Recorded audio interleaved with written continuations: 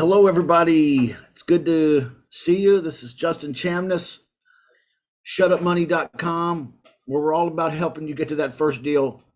This is a private session with Ryan Ross from TRG Bookkeeping. This is just a private workshop because, uh, well, it's important for my coaching students, for our club members, to tackle this important topic of bookkeeping. I know it's pretty intimidating, at least it is for me, and I'm sure if it is for me, it is for everyone else, especially when you're getting started, you're a solopreneur, you're starting a business maybe for the very first time, and you're just totally uneducated in these topics. That's where most people are probably right now, even if you've been in the business a while. So I thought it would be very prudent to bring on a professional. Ryan Ross is a professional bookkeeper, and without a bunch of more talking from me, I want to turn this over to Ryan. Also, this is a interactive session. If you're a member of my club or a coaching student of mine, come on in here at zoomjustin.com. Okay. And you can join right in here into the Zoom room and interact with Ryan and myself. And you can ask questions and find out what you need to find out personally. But also, Ryan has a kind of a, not a, I wouldn't say a presentation. I don't know what you call it, Ryan. What is it called? Is it a presentation? You're going to teach us tonight, right? Yeah, just kind of something quick. Okay, good. So he's not going to get into anything too heavy, but definitely going to break into the topic for us in a way that we can begin to understand. So I'm going to go ahead and turn this over to him. So thank you for being here, everybody, and thank you for being here, Ryan. Appreciate it, man. And go ahead, man. The show is yours. All right. Well, I really appreciate it. As he mentioned, my name is Ryan Ross. I did put something together kind of quick, but I just wanted to kind of, I want you to see my face before we do it. Tonight, we're going to kind of hit on kind of the basics of what is a bookkeeper, right? Why do you need one?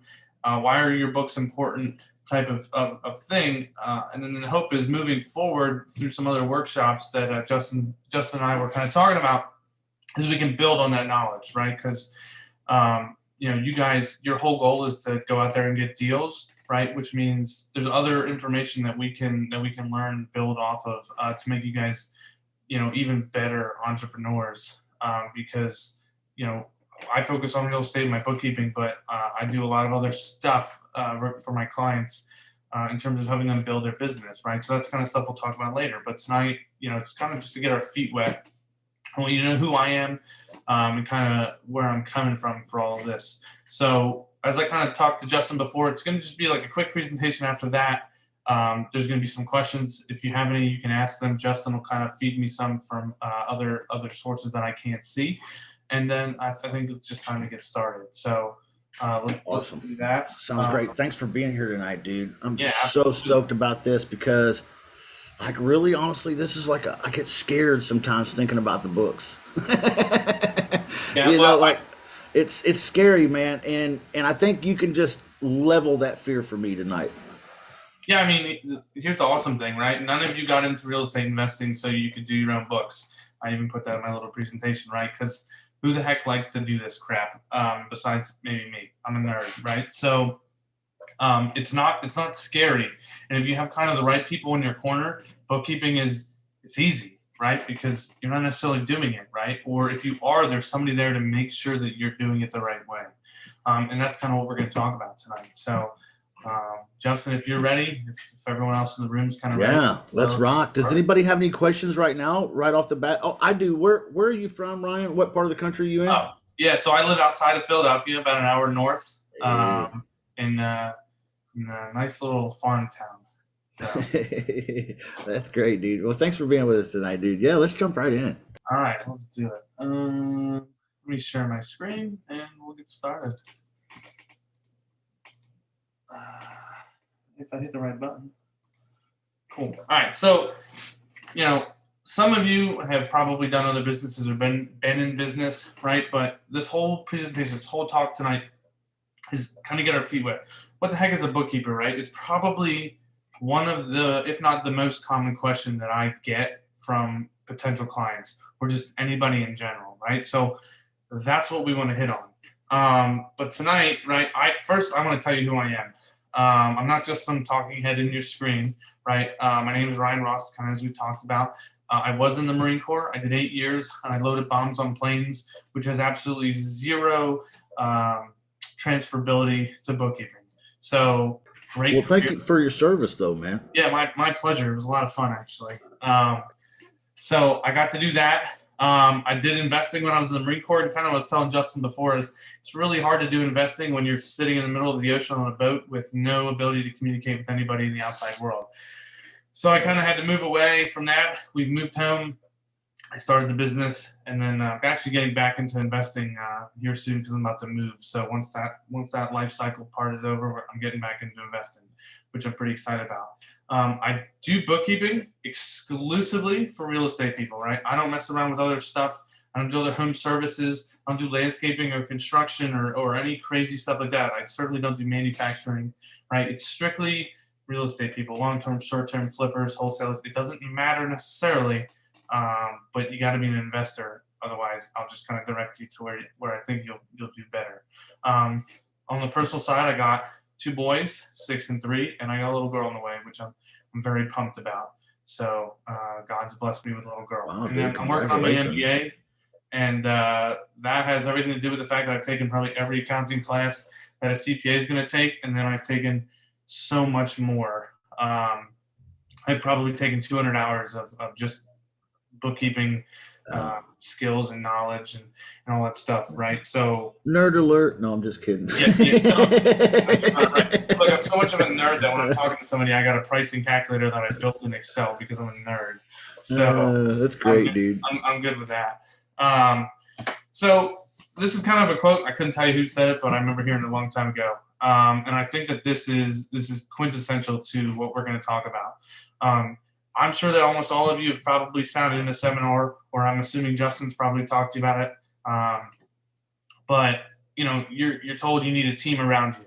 Here's the funny part: a bookkeeper tends to be the one person kind of left off that team because CPAs kind of fill that role. But as we'll talk about, there's kind of a reason why a bookkeeper would be good. But these 3 people are definitely keeping you out of jail. I love that. They have your interest in heart. That's great.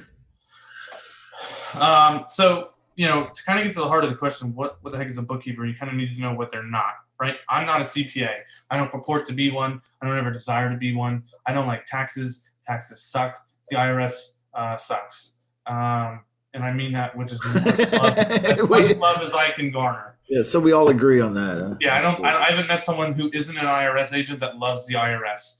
So, but the CPA, man, they're incredibly important to your team. And I'd say in every instance of every client that I have, I work almost hand in hand with them, especially as the year end comes along.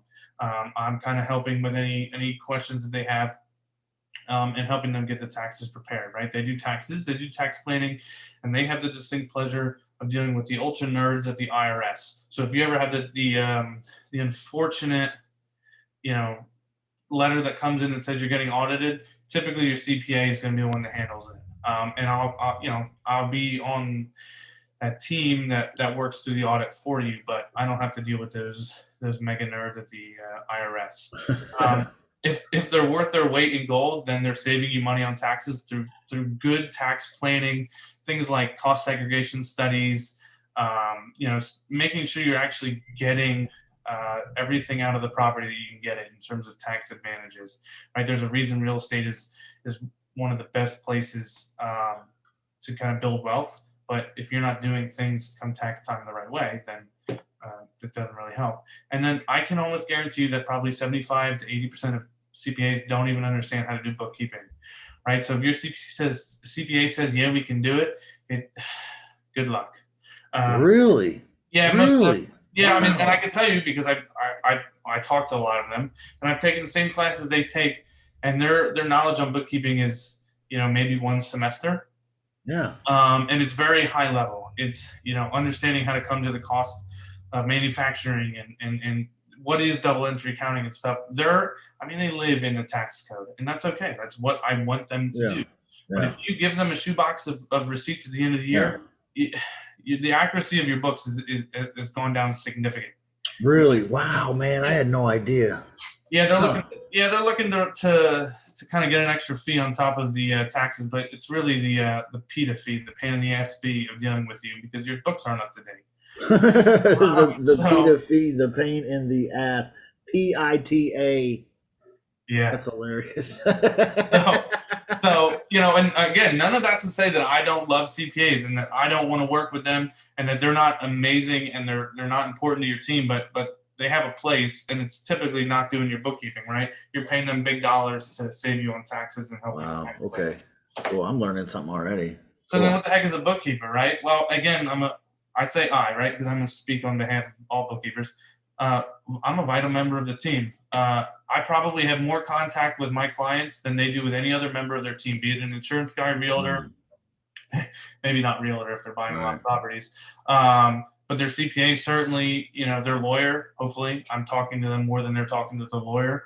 I'm in the weeds with them. I'm doing their day to day. I'm managing their receipts. I'm managing rental income and all that type of stuff. I'm breaking out all their payments, right? I'm doing the nitty gritty so that at the end of the year we can hand it off to the CPA. They charge less, but everything's accurate. Um, I'm working to make sure that if you get that unfortunate audit letter, like, you are good to go. You have to be able to prove that you purchased something and then what you purchased, right? So that's why receipts matter, and that's why bank statements are not so highly looked upon by the IRS. In fact, if you can't prove something, they can throw out the entire category, be it repairs. They can say, well, you can't prove those expenses. So could you imagine if you're a long-term guy, for example, and you can't prove that you actually spent that money on repairs, and they wipe away all that from your taxable income? It's pretty Wow. expensive. Wow. Um, Hmm. I'm like I said, I'm in the weeds of your business, right? So I know what you have coming up. For example, I have a guy who he does a lot with hard money, right? So when he buys a property, we know up front he's paying a lot in interest, right? And he's probably got 6 months to 12 months of interest payments, right? So we're paying attention to cash management, cash flow, ensuring that he can make those payments in time for him to do the rehab and get the refi out, right? He knows he can because he did the numbers, but I'm making sure that it's all working. We're saving money for you guys, right? I I don't want to say this maliciously. I kind of go after like property management companies because I deal with them a lot. They're famous for not paying attention to what they're doing. I had a client. I probably saved him $5,000 in 2 months because he never checked any of his invoices and he never realized they were charging him for some stuff and then never giving him his rent money for other properties, right? So like that's the kind of stuff that I'm doing probably day to day or at least on a weekly basis for you. And then the kind of other benefit is I'm a firm believer that how could you run a business and not know the numbers? How do you have an idea where you're going, but you don't know how you're getting there? Exactly. So on a Yeah. monthly basis, I sit down with every one of my clients, and we're talking about your income statement, your balance sheet, and your statement of cash flow, Yeah. Yeah. right? That's the score. That's what I call that knowing the score. Yeah, Like exactly. how do you expect to win if you don't even know what the score is, right? Exactly. And here's something really funny that I hear a lot. Well, why is my bank balance not the same as my net income? I mean, because Mm, there's a crap ton of stuff that goes into how you get to net income, right? So my whole purpose is not only am I telling you the numbers, but I'm teaching, right? I want to teach my clients how to read these statements on their own. Because if there ever comes a day where we part ways, I want them to know, I want them to be able to just kind of take over and understand what they're looking at. So that's mhm. kind of the goal. But what we're really talking about is performance and where are we at, where are we going, and how are we getting there. So that's kind of what we talk about on a monthly basis. So then here's a really good question. Why the heck do I need a bookkeeper, right? If the last slide didn't convince you, well, one, maybe you don't. And that's okay because I met a lot of people that even I tell them in our consultation, like, you're not at that level where you could justify hiring me to do your books on a pretty regular basis, right? That's okay because we all got to start somewhere. There's nothing wrong with that. But like I said before, I've never met an investor that got pumped up about starting their investing career just so they can manage their dang books. And if Mhm. you find one, like, please let me know because I'd like to talk to them and understand what the heck's going on. Uh, don't hire a bookkeeper if you love stress and pulling your hair out at the end of the year. Right. You love paying your CPA those ridiculous fees just to do what That can be is done throughout the no year. that is no joke, dude. I had Yeah, no idea, but man, you know what? Like, it's a couple $100 a month to pay, like, to just have the CPA do my QuickBooks for me once a month, kind of reconcile it for me. It's it's over $200 a month. yeah. I mean, That's crazy. the nice thing is that's probably a decent deal, You but think so? are you Maybe getting it is. the question always is are you getting the value on the back end, right? Are you getting out of your CPA what you really Yeah, want to, or are they right, kind of doing the minimum for you and they're happy about charging you? I don't know. right.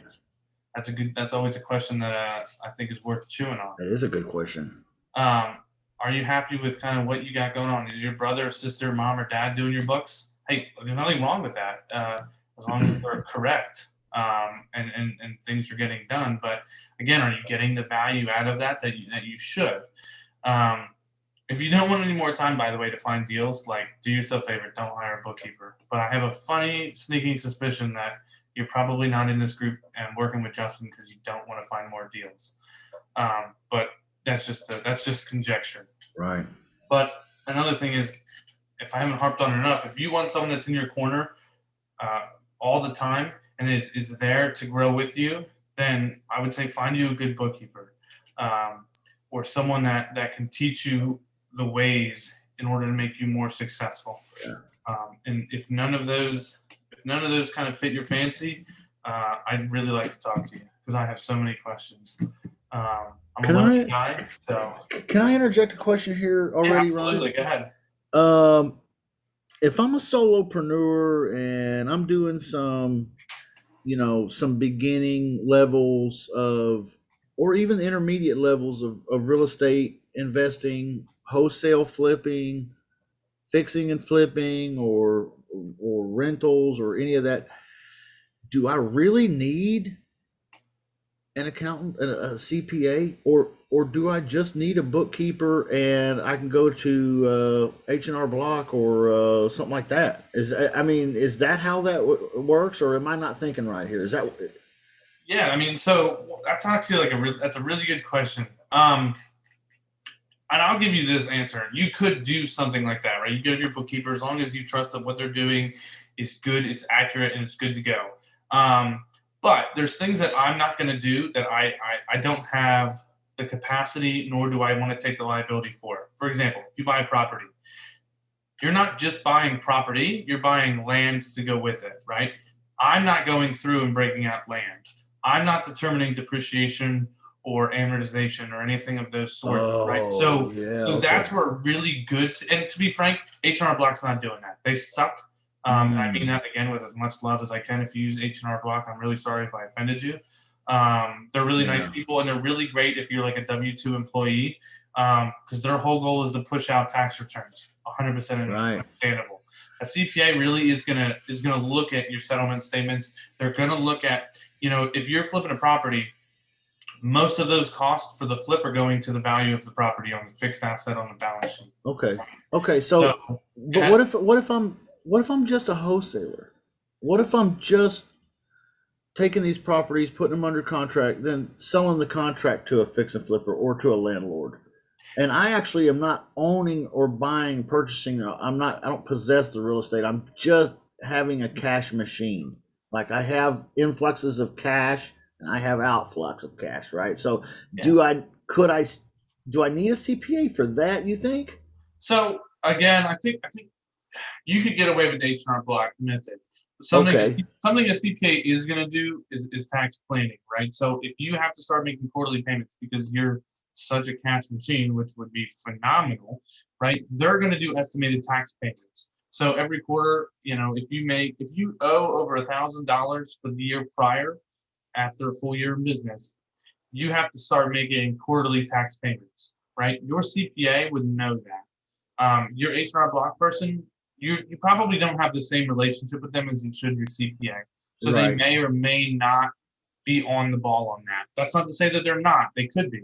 But again, I think that that's where a CPA is beneficial. And then if you decide to grow outside of just wholesaling, it's Yeah. nice to have that person that you already Yeah. know, already in your corner, and you can build on that Yeah. relationship. That's not to say that you couldn't.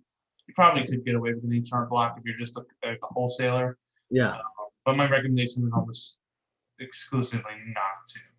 Well, But sure. there's nothing And wrong. it's probably possible if I'm running a simple cash machine like a wholesaling business, and that's all I'm doing. Maybe I have a part-time job or something like that, or maybe my spouse has a job and or something like that. I probably could find a CPA that would do the once a year consultation and filing, and then it's like a few $100 and boom, we're done. Yeah, Um, 100%. And but and to but I be wouldn't fair, be able to do that unless I had a bookkeeper helping me compile all that information to hand them at that time. Is yeah, that yeah. I mean, so for example, right? You can picture my bookkeeping business as like as a wholesaling business because it's essentially the same thing, right? I generate a lot. I generate a lot of income, and then I have some expenses. I don't have fixed assets. I don't have property, right? So I operate the same way you do.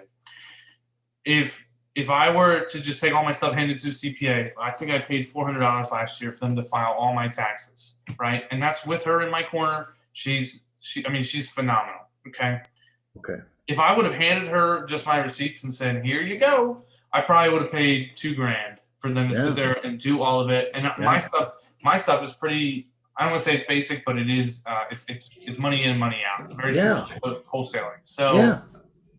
you're going to pay a crap ton of money. And again, do you know that what they're doing is 100% accurate because they're rushing to get it done, whereas if Right, it's done throughout the year, it's getting done at right, the time of purchase or whatever, right, and we can work out the kinks. right. After. And I know for a fact that they're working at the time of year we're talking about. They are overwhelmed with all of this, and then you want them to go through your shoebox of receipts and expenses, even if it's a bank statement or hey, I got 12 months worth of bank statements. Hey, they're going to guess on a lot of that Exactly.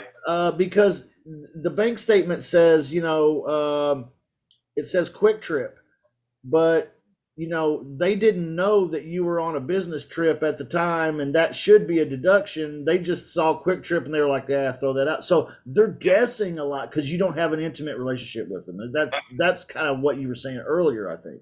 Yeah, I mean that's spot on. So the IRS won't accept numbers based off of simply bank statements because who's to say that when you went to Lowe's or you went to the quick stop or whatever, and who's to say that that was business related and it's you just put it in the wrong account, right? So that's why receipts matter. That's why getting it categorized at the time of it being done and understanding what's going on in your business is vital. And your CPA in February when he's working 16 hours a day and hasn't had a day off and heaven knows how long, right? He doesn't care. He wants to finish your return and be done. Right. So Yeah. that's a really good point to make there, Yeah, Justin. because you are his cash money business. Yeah. Right. Yeah. Yeah. Without you, he's not going on vacation in June. So Right. Right. he needs to get your stuff done. Well, sorry, I didn't mean to slow it down there, everybody. We do have some people watching around on different platforms. Thanks everybody for watching and everything. I'll shut my trap now and let Ryan pick up the pace. But I think it was important for me to kind of crack that paradigm of when do I need a CPA and how do I manage that relationship. Yeah. And I think you've really educated as well on that. So that's a great. I've never heard anybody talk about it in that respect before. Thank you. Yeah, no problem. You raised some really good points. So here's kind of another pretty popular question I get, and it's actually a lot more straightforward than it sounds. So do I need to hire an in-house bookkeeper or am I going to hire someone who is virtual, right? An in-house bookkeeper, I would say, is almost every single time going to be considered an employee. With that comes employee taxes, the burden of dealing with taxes for them. It costs more on top of their salary because the employer has portions of the taxes that they're liable for. Workman's comp, all that good stuff. a virtual bookkeeper is a 1099 contractor, right? You're paying the monthly fee, and at the end of the year, you're issuing a 1099 to that person. That's it. There's no more real liability with that. And almost every single time, we 100% fall into the category of a 1099 contractor, so the liability doesn't exist there in terms of the labor department and all that fun stuff. I'd say we're almost always cheaper because one, I'm doing things at scale in terms of, my ability to work with a bunch of clients at once, right? So I can offer you the same service, if not better, but at a better price. And again, there's no liability, there's no workman's comp, there's no any of that stuff when you kind of work with someone who doesn't work in house. Some people will say the added benefit of an in-house bookkeeper is, well, I get to see them and get to talk to them and they get to understand it. But I mean, I'm telling you, I don't have one client that I don't know not only everything about their business, but I know everything about kind of their life, because that's the type of relationship that we build. And frankly, I can manage your books when I'm on a vacation, which I've done. I can manage them when I'm at home. I can even go to my day job, which I've got me one of them because the healthcare is real good. And I do, when I have the chance, I do some work there on lunch and all that stuff, right? So I can get back to you quick all the time. So that's kind of a benefit of someone who's virtual. One of the big benefits is it's cheaper. So here's kind of another one that I get. Well, who should I hire? And that's a really good question, because if you just put an ad out you're looking for a bookkeeper, you're going to get a bunch of people. You're going to get some people that are just looking for a side job, some people that probably don't know your industry. And if you think that not understanding real estate is a good way to start to have a bookkeeper, I'd caution you, because how do they know how to treat a flip, right? How do they know how to treat certain transactions that happen in the real estate world? Do they understand what a wholesaler does? Do they understand what a fix and flipper does, right? So it's very vital that they understand real estate. You need to find someone that's going to teach you, that is going to go alongside of you and help you grow and teach you and make sure you understand what your business is doing, right? They're not just charging you a fee and you never talk to them, you never see them, and you just hope at the end of the year that your stuff is ready for tax time.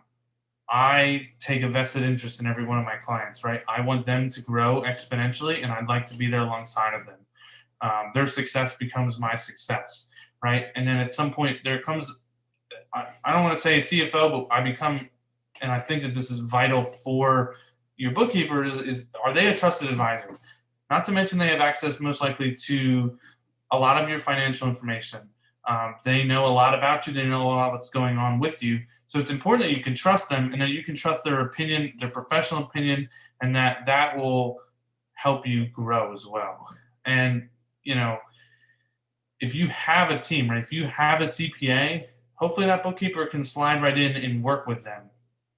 If you have a realtor or a title company and there's for some reason, or a property management company, you need to have someone that can slide right into your system and work well with everybody.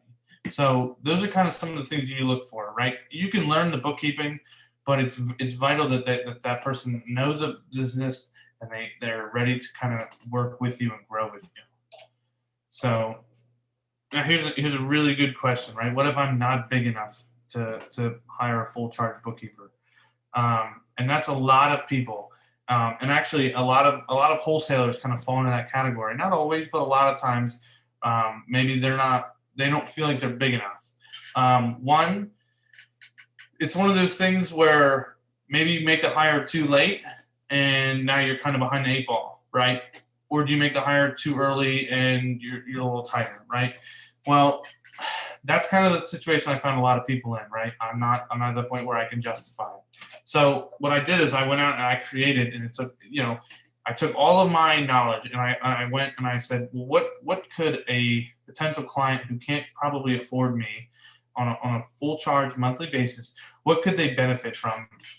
So I like videos and I like to show people what's going on. So I created a video-based platform that teaches you everything that you could need to know about how to do your real estate books, right? The whole purpose is, you should be able to log on and go from buying a property all the way through every transaction you'll ever need to get to the sale of that property and be able to do the whole accounting cycle within.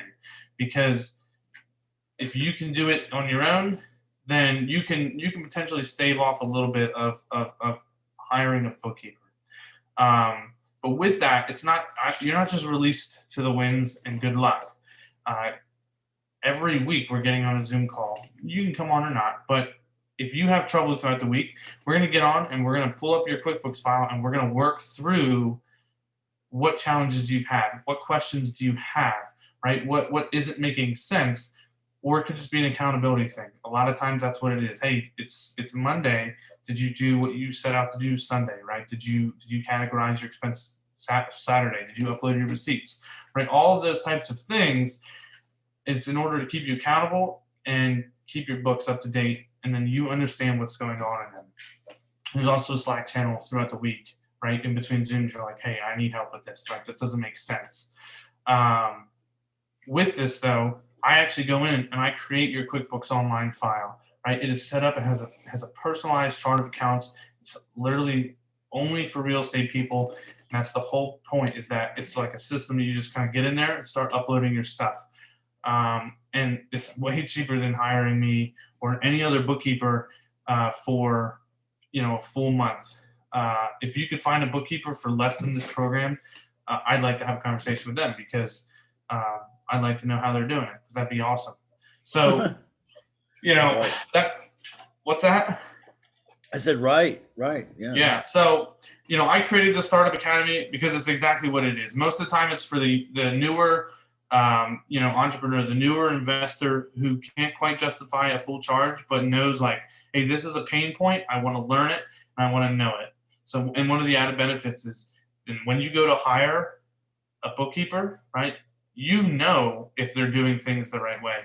If it's up to standards, because what the heck to do. You're not doing it anymore, but you can at least, a little bit of quality control, say, hey, I don't know that that's right. So that's kind of an added benefit that's come along with it. So kind of the big thing is like, well, how much does this cost, right? So it's $179, and that's a one-time fee. That's me setting up your QuickBooks, and that's my ability to work with you to get all your bank feeds set up, make sure that's correct, make sure your chart of accounts is in there, and make sure we get the ball rolling.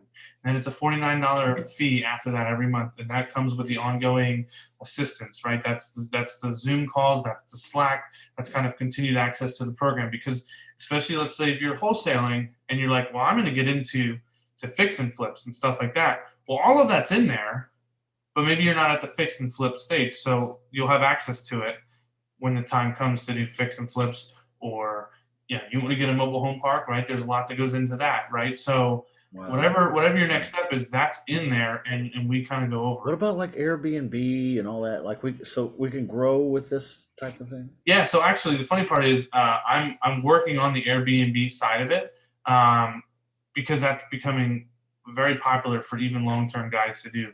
And there's a lot of intricacies and different weird things that go on. Airbnb, VRBO, OwnerRez, not OwnerRez, but a lot of those platforms, the way that they break out payments, the way that they collect taxes or don't collect taxes, all of that has its own set of, weird things that happen with it, right? So it's really good to be able to know that. So I'm in the process currently of building that out and adding that as I go, because that's been something that's been requested.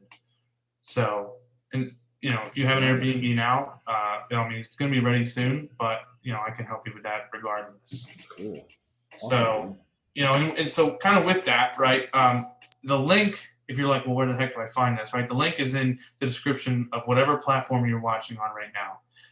It's going to be trgbookkeeping.com/startupacademy. And you go on there, there's more information, and then you can sign up on there if that fits your fancy. And if not, I'm going to put in the chat my contact information, because I didn't put it in here, and then Justin can blast it out, right? And if you have questions in the meantime, you can, whatever you have, just reach out and let me know. I have no qualms about answering questions, get on a phone call with you, whatever time works for you. So with that, I'll kind of put it back to the floor. If anyone has any questions, Justin, if you have anything you want to add, and I'll stop sharing my screen real quick. Yeah, okay. Awesome, dude. I put the link in the chat, everybody, for whatever platform you're on. If you're in the Zoom room here, you're on a different platform, that's there as well. It's also in the description, okay, of the video you're watching. All right, but it's also in the chat. So if you're on Twitch or you're on Facebook or you're on, it's in the comments section. Okay, it's also in the description. Go check it out. It looks like trgbookkeeping.com/trg-startup-academy. Okay, so that's why I'm saying just go to the comments section.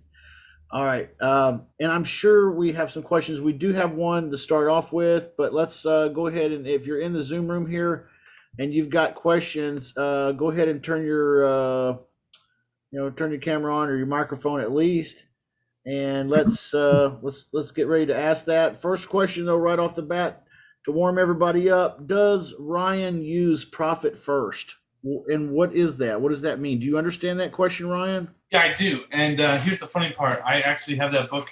Once I move, it's my next one on my schedule to be read. And it's a way of managing your money, right? So it kind of throws out the old idea of paying expenses first. The idea is more pay yourself first and then manage your expenses to fit within that, right? So that's kind of the whole concept. I read it a long time ago, but it's more, I'm trying to refresh my memory. So it's on my next book. And I have a client that actively wants to implement that. So that's something that we're going to be working on here soon. So that's a good question. Great, good. Thank you for answering that, and thank you for asking that question, Harp. One of our Facebook, he's watching on Facebook. He's one of our club members here. Thanks for being a part of the club. We have a question here from Lou in the Zoom room chat. He's also a member of our club. This is a club session, so everybody is. How many clients can you handle? Is it you only, or do you have a team? Yeah, so another really good question. Currently, it's just me. I'm actually working on onboarding a new person here soon after I move. And the funny part is, I've determined that the best way to train them is to give them access to this program, and then they're going to learn. They're already going to have a basic way of doing everything, but this is going to show them how I do it. So there isn't necessarily a number of clients I can handle at any given time. It really depends. Some are easier and some are more. I don't want to call them high maintenance because that has not a great tone, but they require more attention. So it really depends on kind of what's going on. Yeah, Rick, you were just here. You had a question, man. You need to go. I want to get to you quick. Yes, sir. Actually, a couple of questions. One is, what do you have multiple businesses? Like I have a retail business, plus I'm doing real estate. So how does the charges goes on that end? Yeah, like so multiple different. So that's a really good question. So those entities, in terms of accounting, need to be wholly separate, right? And I'm assuming that they are. Yes. So, like, I would be able to manage for you your real estate side. I wouldn't be able to do the other business. However, I'd probably be able to refer you to someone that I know that does. I have a pretty big, expansive network, but definitely, keep them very separate. Okay. So my other question is, right now I'm working with the LLC, but I'm switching to more into a trust. So do you do trust paperwork also? Like not creating the trust, but if everything is in the trust and all the different properties are in trust, how does that would be a little different? Yeah, so I've not actually personally done trust accounting. I'm familiar with it, but I've never put it into practice. It's something that I'd be willing to kind of expand more on. It's not terribly different. The reporting is just more stringent, right? Things have to come from certain places, and you have to be able to show that that type of thing. I've never personally had to do it for a client, but that is something that I'm pretty familiar with. So I hope that answers your question. Yes. So normally what we're looking at is the $179 upfront today, for example, and then $50 a month for every month, right? Sure. Yep. Plus the QuickBooks, whatever they charge per. So which plan do you suggest on the QuickBooks? Yeah. So and this is where I'm starting to. I wish QuickBooks didn't have a hold on the industry like it does. QuickBooks, I think in July they're raising their fee for the plan that I 100% recommend you bare minimum need, which is QuickBooks Online Plus. It's $85 a month, right? And I used to get a discount, and starting in September, I don't even get that for my clients. But it allows for class tracking, which essentially allows you to break out, and you can assign different expense items or whatever to a particular property, to a particular unit, right? So we can actually get into the nitty gritty and track, what is the profitability for 123 Main Street? What is profitability for 123 Main Street A, B, and C? Right? We can get down into it, and that's why, to me, that level is probably the bare minimum, because you're going to want to know that. Hey, do I need to offload this unit because it's costing me money? Okay. And then if you are working different platforms like Simplify for your renters, and when they're making the payments and all that stuff, how you will integrate that with QuickBooks, or should we be doing everything in QuickBooks? So if if you're using OwnerRez or you're using another payment processor, that's fine. Depending on what it is, I would suggest not integrating it, like doing the physical integration with QuickBooks, because a lot of times that program is going to set up some weird accounts in your QuickBooks Online, and then things aren't going to make sense. So what I tend to do, I'd say it's a little more time, it's less time efficient, but it always has better reporting, is I just pull the reports and I'll manually put it in there. It doesn't take me terribly long, but the information is so much more accurate. But you can make anything work with QuickBooks. Okay. Just about it. So if you're collecting the rent or what the expenses are, would you suggest just do everything in QuickBooks? And because QuickBooks, you can take payments through QuickBooks. Yeah, you can. And I don't remember if QuickBooks still has it, but they used to have like an ACH fee. It was like 1% of the total. But I mean, you can absolutely take payments through QuickBooks. There's nothing saying you can't. I don't want to say anything wrong or against it. I use it for my business, actually. So okay, because I used to have QuickBooks back in the days, and my issue was with the retail side of it, because I had that CRM with them, and they had their cutoff time at 5 o'clock or 6 o'clock in the evening. yeah. My retail business is till 9 o'clock.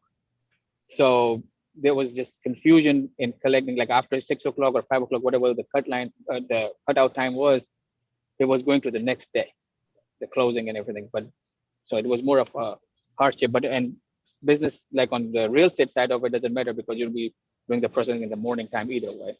Yeah, exactly. Payment processing times. One, QuickBooks allows you to get stuff, like if I get paid at 10 o'clock at night, I'll get that money still in the morning. So I'm assuming that since the last time you've used it, they've updated that significantly. They do a lot of system upgrades. For retail, again, I don't do bookkeeping for retail people, but I know a lot of people that do, and they are able to. Most of the time, they're not taking their payments through QuickBooks. They're taking it through Clover, or they're taking it through something else, a Stripe, and then they're just either integrating it directly, or they're pulling the reports and doing the sales report at the end of the day. Because a lot of those have a better inventory management than, say, QuickBooks does.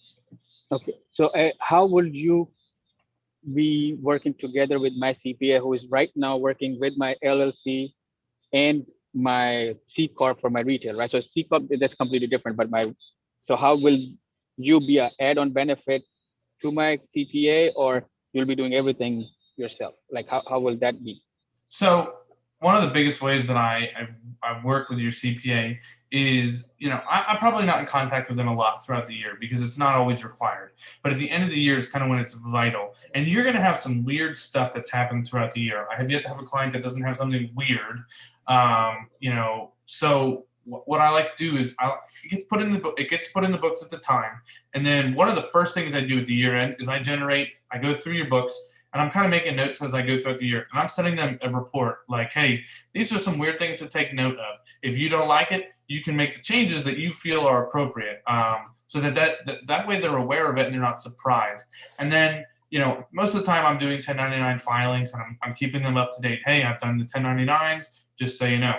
And then, as they start to work on your file, they can call me, they can email me any questions that they have, right? It's to try to streamline the process for them, so they're not digging for information. They can shoot me an email. Hey, what was this all about? Boom, I send it back, and everything's good. So that's kind of the biggest ways that I integrate with them. But if you have a big tax event, I'll probably call them and make sure that the way that I'm going to handle it is the same way that they would find acceptable. That way, at the end of the year, now they know about it, and now I've done it the way that they're satisfied with it, and I'm satisfied with it. Got it. And is there like after the $50, is it like a commitment of some time frame, or is it, how does that work? No, so that's entirely on a month by month basis. So if you don't want to pay for it anymore, 100% understood, and you can cancel anytime. But normally I don't see any issue continuing it. It's just like, what if there's a, like, Yeah, no, absolutely. Yeah. I 100% get it. Perfect. So if I have any questions, what would be the best way to connect? I will put it in the chat real quick.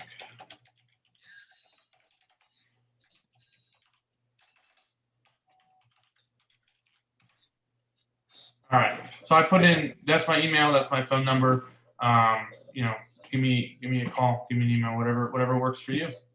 Perfect. Thank you so much. Hey, you're welcome. Absolutely. Thanks for coming on. I appreciate it. Yeah, thank you so much. Justin always brings the best people, so. Well, I appreciate being brought into that category. Yeah. So, does anyone else have any other questions? No, not at this point, but thank you so much. Yeah, my pleasure. I have a question. Yeah. I'm a relatively new investor, so I have not made a lot of money in real estate at all. So needing a bookkeeper is probably a good ways down the road for me. But I, in an effort to leverage what I am doing, I have hired a virtual assistant, and she only works 20 hours a week, and I pay her like $2 an hour. But I just want to know how the IRS is going to view that. Are they going to view her as an employee? Because I've been getting stuff in the mail as if I have an employee. And she's actually a contract. She contracts with me. Okay, where is she located? The Philippines. Okay, so she's most likely not going to be an employee. Some of the things that they're going to look at in terms to make that determination, there's an IRS test. It's 20 questions, and it's obnoxiously long. Some of the biggest things that they're looking at is type of control, right? Do you have total control over when she works, how she works, where she works? Do you provide everything she needs, or does she have that ability to determine all that on her own, right? So in my instance, and I would say I'm similar in terms of how VAs work, right? You don't have that much control over kind of how I operate, right? I operate to benefit you. You can say I'd like you to work this many hours, but at some point you don't have that true ability. But that's okay, because if you don't want her to be an employee, which you probably don't, then Right. you got to let them have that kind of autonomy.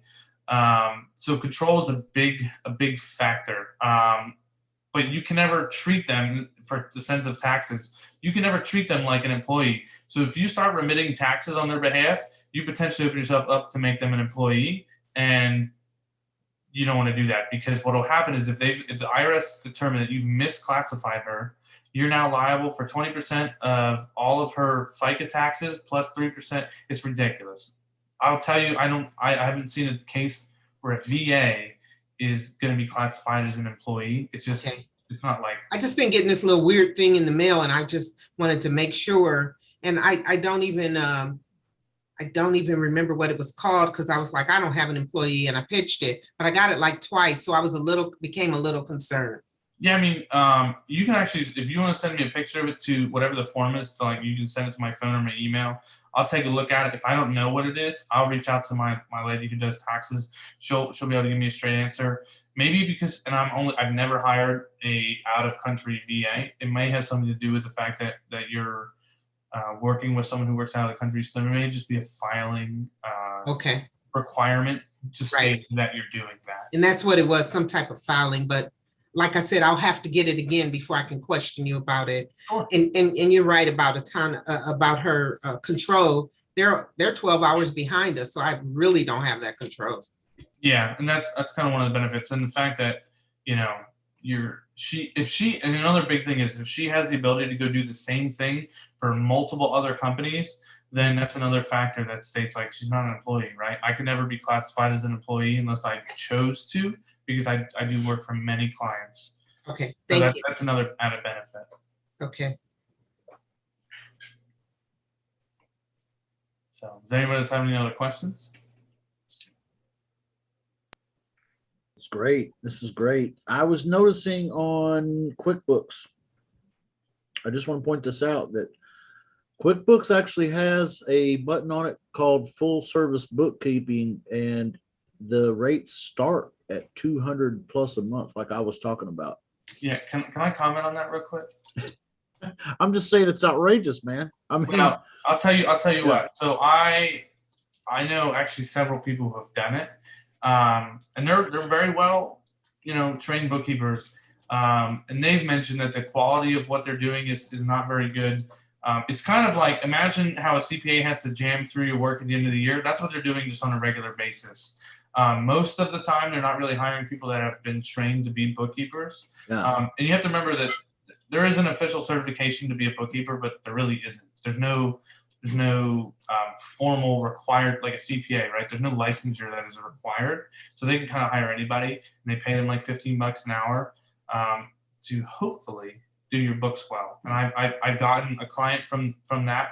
They just screwed their books up so bad that, I mean, they were pretty distraught, right? So I actually went this route one time and hired a bookkeeper from this exact service right here off of QuickBooks, and it was over $200 a month. There was a what they call the first month cleanup fee, and that was, I think, $500 or $600. I can't remember, but it was quite a bit. And then every month, it was that much. This person was not like real estate oriented.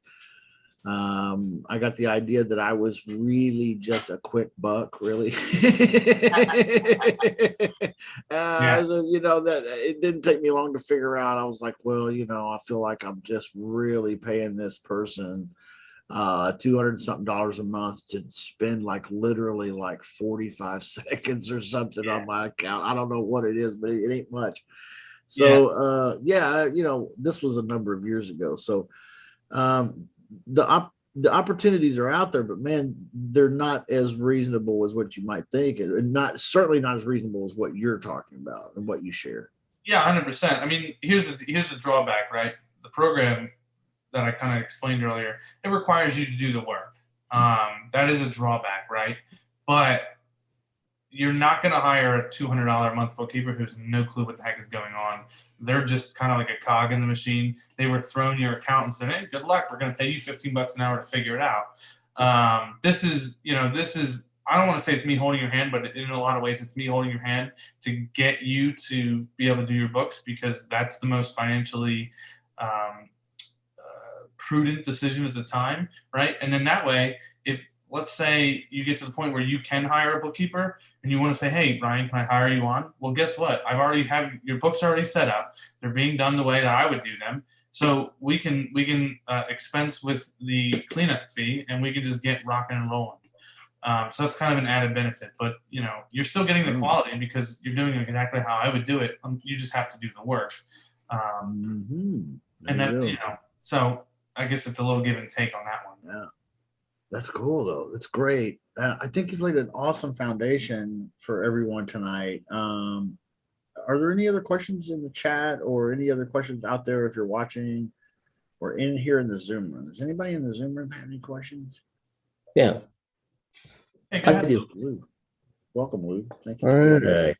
So I know Ryan was talking about he does the QuickBooks. I have a QuickBooks account. It's all screwed up. I have a CPA, and they have bookkeepers too. But it's just I don't have that relationship. It's very tough to get a hold of somebody. I know to start with you, it's $179 to create a QuickBooks account. And do you fix the one that we currently have, or we just start all over again? How does that work? So that's a really good question. The $179 is typically me creating a new account. Okay. So, but that can take a couple forms. I almost always suggest if we're going to create a new account, we go back to the beginning of this year at a minimum, right? And then you would kind of start, as you're learning how to do this stuff, you would start cleaning up your own books. I don't think I would ever find a scenario where I would suggest we don't at least go back to the January 1st of the current year. But if you're like, "Hey, I want to do my books, but I don't want to catch them up till now, but I want to kind of move forward," then that would kind of be a separate conversation, right? In which I would, it probably wouldn't be the $179. It would probably be a little bit more, but it would get you up to current, and then you could join the program and do the books yourself. So now as of whatever date we determine, you have a clean set of books, and you can do the program and carry that forward on your own. I mean, I could ultimately, if I have to go back and clean up a file that a CPA has goobered up, I mean, that's not going to be $179. It's probably going to be more because there's going to be a lot of digging and unscrewing and whatever. Right. Most of the time, my suggestion is, especially if they've messed it up bad, we're just going to start completely fresh on January 1st. We'll take his numbers from the end of the year of last year, put them in as a starting point, and we'll build out from January. That way we know it's clean and good to go this year. Sometimes it's cost prohibitive to do that, but at the end of the day, the accuracy is kind of what we're going for, right? This isn't like, you know, a kindergartner's project. This is important stuff that the IRS actually mandates. So that's kind of how I look at it. Good point. Good point. Did that answer your question? So can I add to that? So if I'm behind, let's say a couple years, if I'm actually behind a couple years, I have to pay taxes for 19, but, I'm not laughing at you. I'm laughing with you. No. Right. No, you know, can we work on that? I mean, is that something we still have to go back to 2019 and do that kind of stuff, right? I mean, you still have to clean up. Okay, just want to make sure. Yeah, absolutely. And that's something that we would, you know, this is what I would. That's hard. If we had to go back to 2019, I'd say let's start there and just work forward, and we'll get to current whenever we get to current, because it's imperative that we get you caught up and you get your taxes paid, because the last people you want to owe money to are the same people that will take forever to pay you, which is the IRS. So I would say we'd start at 2019, and then we build forward until we get you current. That would be my suggestion. Is your CPA, have they done anything? Or, I mean, this could also be a conversation offline, but. He has done stuff. It's just they're so busy, you know, and I know that they throw this stuff to the bookkeepers, but every time I try to reach out to them, it just seems like I'm like, you know, I'm on the shelf somewhere, you know, so it's a little frustrating. Yeah. Okay. Well, here would be my suggestion. Take down my information and then reach out to me after this, and then we'll come up with a plan that works for you, and we can get you to where you need to be, so that monkey can be off your back. Okay. And you can kind of be a little stress free after that. Yeah. Tell me about it. Yeah. Thank you very much. Yeah, my like that. Get that monkey off your back. That's what they used to say about cigarette smokers, right? Remember that. Get the monkey off your back. Hey, that's the thing, though. You know, this is kind of like that. Like, it's just kind of weighs on you. You know. Yeah, and I mean, here's the interesting thing, and I kind of mentioned it with Lou. The IRS is one of the few things that they truly do mandate is that every business keep an accurate and up-to-date set of books, and they're not friendly people, right? So, you know, they're mandated by the government, which means where do they find these people? Entitled by God to do whatever, right? So they're coming after you if they find you. So, you know, that's why people are like, oh, do I need a bookkeeper or something? And not necessarily, but you do need an up-to-date set of books. So whatever it takes to get that, you know, they've determined that that's a requirement. So it's always something good to keep in mind. Good stuff. Good stuff. I don't see anything in the chat here. Anybody in the Zoom room with anything? We've been going for about an hour. We've had quite a few folks watch. I take it that you've gotten some gold nuggets out of this. You were talking about earlier, Ryan, doing some follow-up nights or something like that.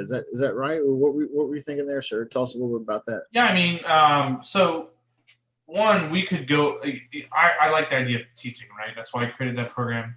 That's why I taught a bunch of stuff when I was in the Marine Corps. That's why I'm a trainer now at where I work, right?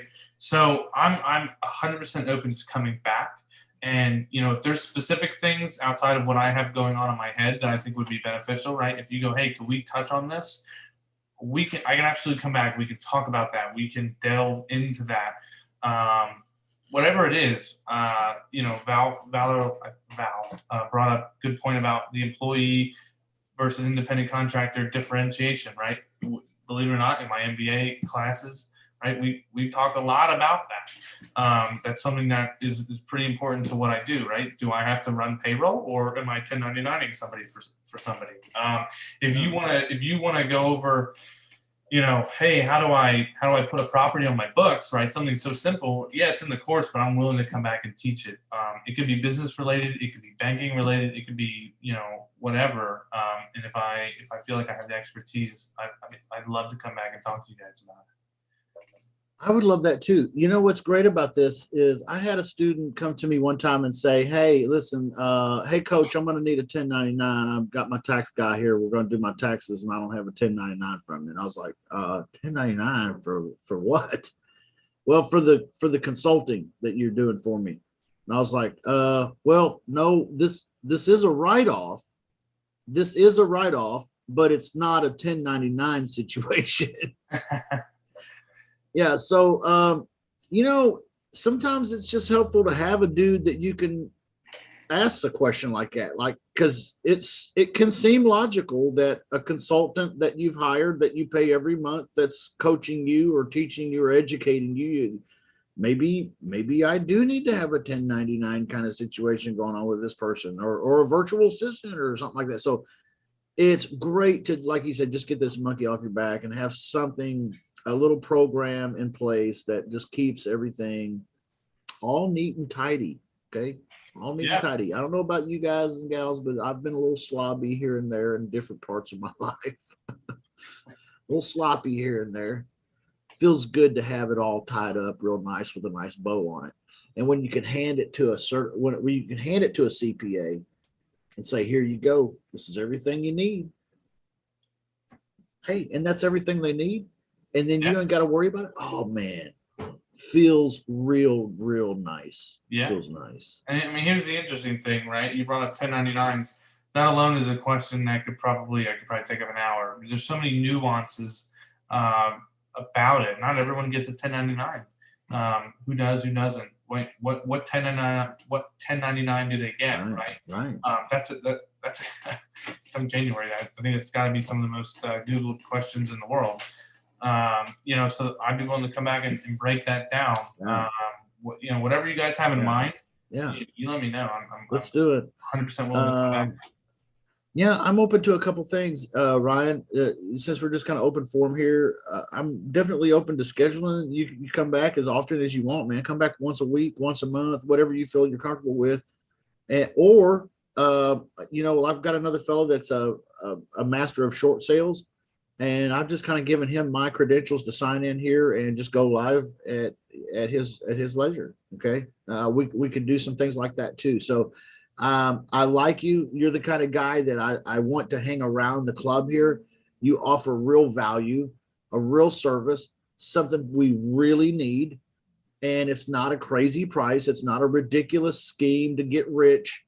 It's just a real thing, and we really need it. So I'd like for you to hang around, man. And let's meet, you and me, or at least over email or text. I want to send you credentials so that you can get into the club, into the back office, and get into the Facebook group and get into the chat room and just be a part of things, man. And as people need you, just feel free to set them up with your program, man, because it's exactly what we need. Yeah, absolutely. I mean, I appreciate it. And I'd love to come back and talk to you guys about kind of anything. So, within my knowledge, but yeah, I like real estate people. You guys are some of the most motivated people ever. So you're usually the most fun to talk to. So I like to come talk to you guys. And if you have a question in the meantime, right, shoot me an email, give me a call. I don't really care. Leave a voicemail. I've been getting a lot of scam lately. Leave me a voicemail so I know that you called. I'll call you back. Like it doesn't matter. I'm not really out here I'm not trying to get rich. I'm just trying to help people. Right. Right. I love numbers.